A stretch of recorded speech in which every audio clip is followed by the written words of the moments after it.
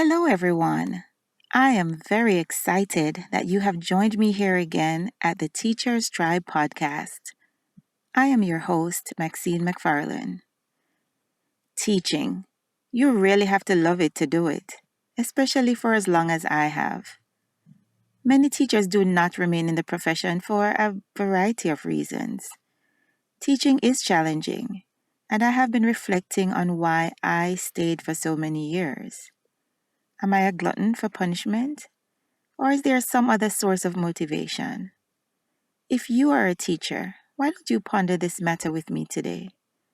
Parents and caregivers, have you ever thought about what life is like for teachers?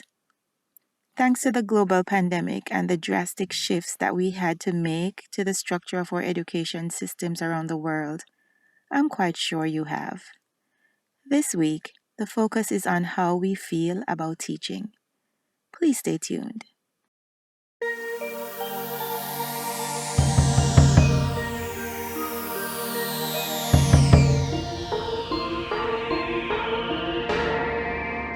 In the previous episode, I spoke about my mission as an educator, and that is to facilitate what I call the joy of learning for my students.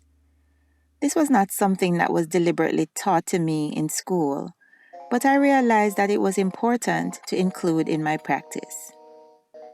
When I went to teacher training college in Jamaica in the early 90s, I felt like I was being prepared to make a difference in the world. In year one, we had to do a week or two of observations in public school classrooms. In year two, we had a short stint of teaching practice, followed by a more extensive period in our third and final year. Teaching practice that we affectionately called TP, and I say affectionately because it became a persona, like a character in the story of becoming a teacher. So teaching practice was often seen as the benchmark to prove or to determine if you should really become a teacher. This experience gave me a glimpse into what teacher life was going to be. I spent many nights sharing my bed with books after staying up late to complete coursework, just moving them off to the side to get under the covers for a few hours of sleep before going to class. My friends and family members knew that their trash was valuable, and they would save empty containers, bottle tops, and icicle sticks for me to use on one project or another. I had to make items for many displays, whether it was for art or music, or I had to create kits with improvised instruments for music and other resources. I had to learn how to write on a chalkboard and develop the skill of chart making. Professional attire was required for our teaching practice experience. In our teacher training colleges, we wear uniforms, so we wore uniforms to class every day. And when it was time for teaching practice, we would add a jacket that matched our skirts, along with stockings and heels for a more professional look. Those months of teaching practice were not easy. After surviving the grueling months of TP, we culminated this milestone with a quote-unquote funeral. Now, this may seem kind of morbid for those of you outside of the culture, so let me briefly explain what that was. So the mock funeral was for the late Theophilus Preston. Yes, we gave him a name. Theophilus Preston, TP, also known as teaching practice. Get it? So it was a gathering for our class to celebrate and take a moment to enjoy the relief from that stressful period. We got all dressed up in, formal wear that we would wear to a funeral. A casket was constructed, usually out of cardboard and construction paper. And in that casket, we would lay all of our burdens, so to speak. A final will and testament was also prepared and was read during the funeral service, and that provided a whole lot of comic relief. In it, we left the sleepless nights, lesson plan books, and making instructional resources. We left those items for the second year group that would be facing what we just endured the following year. Amidst the challenges, I still hold fond memories of that time. The journey was still not over after teaching practice, though, because we still had to complete our research projects and other assignments in order to complete our course of study and be conferred with a diploma in teaching. And I must mention too that our research project was something that we carried out during those months of teaching practice. So we would, come up with a research question, carry it out, gather data, and then after teaching practice, we had to put all that together with our findings and reflections and all of that. Looking back on those years, I feel that our work should have earned us at least a first degree. Even my grad school work was not as demanding, in my opinion. I'm grateful for the training I received at Teachers College because it certainly prepared me to be resilient. Now let's fast forward to 1995 when I had my very first class. As I mentioned in the previous episode, there were 49 students in my grade 1 class that year. That was also the year I completely lost my voice. I learned from that experience that I should not try to speak above 6-year-olds. I mean, they're talking at a few decibels higher than I am, and with so many voices in that small classroom, it's understandable why I lost my voice. I also learned that application of what I was taught in college was not quite like what was in the textbooks. It was difficult, I must admit. However, by the end of that year, something ignited in my heart that confirmed for me that my desire to work with primary level students was definitely an avenue through which I could make a difference in this world. I had discovered what I call the joy of teaching. Allow me to explain why this first year was so significant, and it was a contributing factor to this feeling. Hopefully, by providing the background information, you will better understand why the experiences of my first year were so meaningful. My school had 5 grade 1 classes that year due to higher enrollment. The classes were organized through a process called streaming, in which students were grouped homogeneously by ability. As the newbie on the team that year, I did not have the privilege of choice, so I was assigned to the group that was placed in the 5th stream. So that was the group with the students who had the greatest need and were struggling the most. In hindsight, as a teacher with years of experience now, I believe that in situations like the one I described, it should have been maybe the strongest and possibly the teacher with the most experience who should work with those students. Anyway, that is water under the bridge, and I gained so much from that experience. Seeing the significant growth that my students experienced was very rewarding. By the time I got to the end of that first school year, even though it was so challenging and I had to work hard to get those students to grow, it was so fulfilling. Many of them couldn't read or write their names at the beginning of the year, but they were able to be promoted to a higher stream in grade 2. So they would no longer be in the 5th stream, but maybe they would have moved up to the 3rd. I think I even have had a few who went up to the 1st and 2nd stream. I'm still amazed by how much those students and I were able to accomplish with our 49-to-1 ratio. I'm not quite sure if the incident that I'm about to relate happened in my first year or maybe it was my 2nd year. Regardless, it was very early in my teaching career. With my exuberance as a new teacher, I tried to fully engage in activities with my students and do things that were not usually done. I really wanted to implement some of these strategies that I'd learned during my teacher training years. Remember, I had the students who were sometimes classified as slow learners, and some had learning challenges.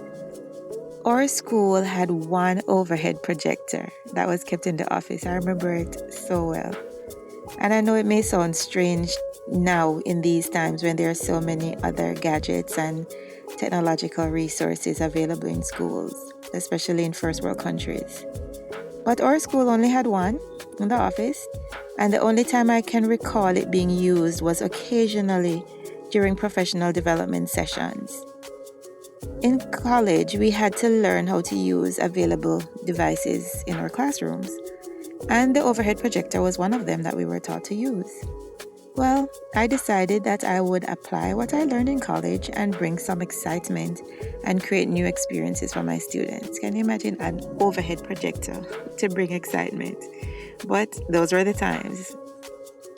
Data and graphing was one of the areas that I had to teach in mathematics, and I really wanted to make it meaningful for my students. I divided up my class into 8 groups and assigned each group to a section or grade level of my school. Their assignment was to interview each teacher on that grade level or in that section of the school, and they were to find out how many years the teachers had been teaching at our school. I must note that teacher retention was very high at the school, and most teachers would stay there until retirement. The only other thing that maybe would result in teachers leaving would be things like migration or, unfortunately, their passing. So my students, with notebooks and pencils in hand, they were sent to kindergarten, grades 1 through 6, because our primary school went all the way up to grade 6. And we also had a special education unit. We collated the data, made observations, and then each group created graphs to represent the data they had collected.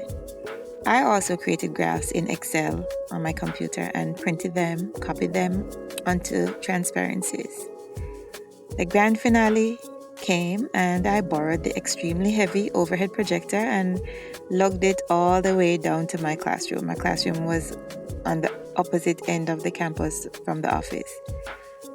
On my way down to my classroom, I remember it clearly that afternoon, there were a group of teachers sitting together in a meeting, and one of my colleagues asked what I was up to, seeing me carrying the projector. Another teacher who was a lot more experienced than me remarked kind of sarcastically, "Don't you know that she has a little university down there?" I was momentarily disheartened because my goal was really to just add something special for my students. And now her remark made me feel like I was doing too much. This was early in my career too. You're kind of unsure of yourself, and that remark just didn't help me to feel good about what I was doing. However, I am so grateful for youthful exuberance and the encouragement that I got from others because I was not deterred. My students and I closed the windows and door, and this simple act of bringing that old overhead projector into the classroom was a moment of excitement. It was a time of facilitating the joy of learning, and that was way more important than what my colleague thought. I sometimes feel that those experiences were significantly more rewarding because those students had a hunger for knowledge, and they didn't take their educational opportunities for granted. They knew that their parents had to sacrifice a lot just to have them in school. Their parents had spent money to buy their school uniforms, their books, their bags, other school supplies, and to provide them with fares to travel to and from school every day, and lunch money, all the things that go into providing for a child in school.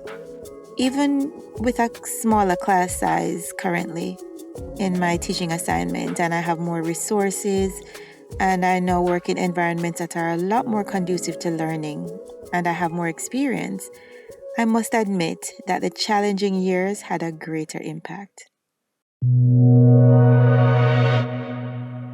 Like me, do you find joy in teaching? Everyone knows that teaching is not a profession for the faint of heart or someone hoping to earn significant remuneration. Therefore, I think a logical question to pose is, why would you choose teaching as a profession and remain in it for an extended period of time? For me, the answer is simple. I have found the joy in it, and that is what I want to explore and hopefully help you to find for yourself. I recently read a publication posted on the National Education Association website, which highlighted the startling statistics related to teacher turnover among new teachers. And I'll share a quote from that publication. It says, some 20% of all new hires leave the classroom within 3 years. In urban districts, the numbers are worse. Close to 50% of newcomers leave the profession during their first 5 years of teaching. Now, while it is unfortunate that the turnover rate is so high, I respect the choices that those teachers make. I'm sure there are a variety of reasons for their departure. Among them could be the realization that it's not fulfilling for them, or they simply cannot cope with the demands. Teacher burnout is real. I agree with Margaret E. Sangster, who said, "No one should teach who is not in love with teaching." I clearly remember resolving during my first year of teaching that I would quit and apply for a job at a bank if or when I shared the sentiments that I heard one of my colleagues express. She said, "Me no business. If them want to learn, them learn." Let me translate that for you. What she really was saying is, I don't care. It's up to the students if they want to learn. Teaching in a Jamaican primary school classroom is by no means glamorous, and the conditions are not always ideal. My reference to working in a bank was simply a way to contrast the physical environment of a hot classroom in the tropics with an air-conditioned banking institution. I decided that I would do it wholeheartedly. That is, I would teach wholeheartedly, or I would not do it at all. If I lost my passion, I would leave. I have already established that my main reason for remaining in the profession is because I have found the joy of teaching. Similar to the joy of learning for my students that I described in the previous episode, I have used that energy from my students' experiences, as well as the thrill of making a difference, to create somewhat of a replica for myself. There's something almost magical to behold when a student grasps a concept, acquires a skill, or solve a problem with your support. This idea makes me think of that scene in the movie Aquila and the Bee, when Lawrence Fishburne's character gave Kiki Palmer's character a jump rope to help her keep a steady rhythm and maintain focus while she practiced to spell words. He helped her to recognize and develop her mnemonic device. Being immersed in instructional experiences with students and utilizing creativity, knowledge from my own education and training, and differentiating to meet the needs of individual learners, which culminates in their mastery of what is taught and also in academic growth. That is priceless. I'm even more excited when I'm able to provide social emotional support and see the behavioral transformations that occur. It is my practice to help my students recognize the greatness that they bring to the world and to the space that we share.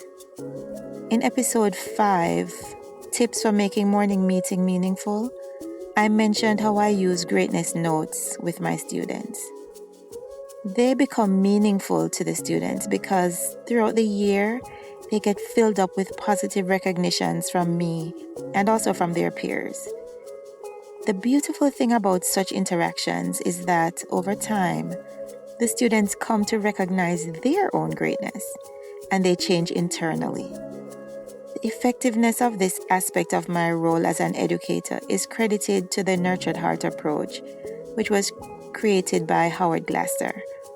I will talk about that some more in a future episode.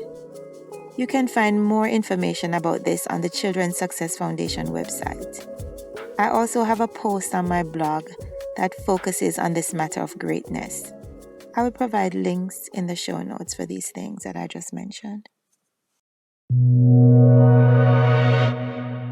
Another way in which I have tapped into the joy of teaching is by simply recognizing that I am making a difference in the lives of the little people entrusted to me. I can't think of anything more rewarding.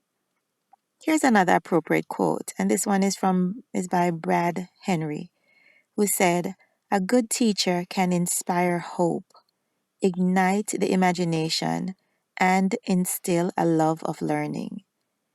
As I give this gift to my students, I also receive a gift in return, and that is the joy of teaching. Whether you're a trained teacher getting ready to provide instruction and so much more in this upcoming school year, or you're a parent or caregiver helping your child at home, focus on the difference you're making and find the joy in that. In last week's podcast episode, I was reminiscing on the years when I would engage my sons in summer school, and I'm so glad that I did that. Those years have flown by and they are now in high school and college, but I can still hold those joyful memories in my heart. I think most parents can relate to the idea that our children tend to hold fast to what we say up to their preschool years. They'll say, "That's not what my daddy said," or "That's not what my mother said." They will quickly rebut to explain what their parents said because if their parents said it, that's how it is in their eyes. When they are of school age, however, what their teacher says is the gospel.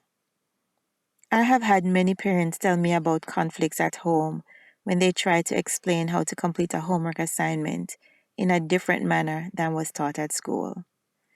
"That's not what my teacher said," is a common retort. Being a teacher myself did not exempt me from that experience. I had similar battles with my sons, even when I reminded them that I am also a teacher and I have taught what they are learning.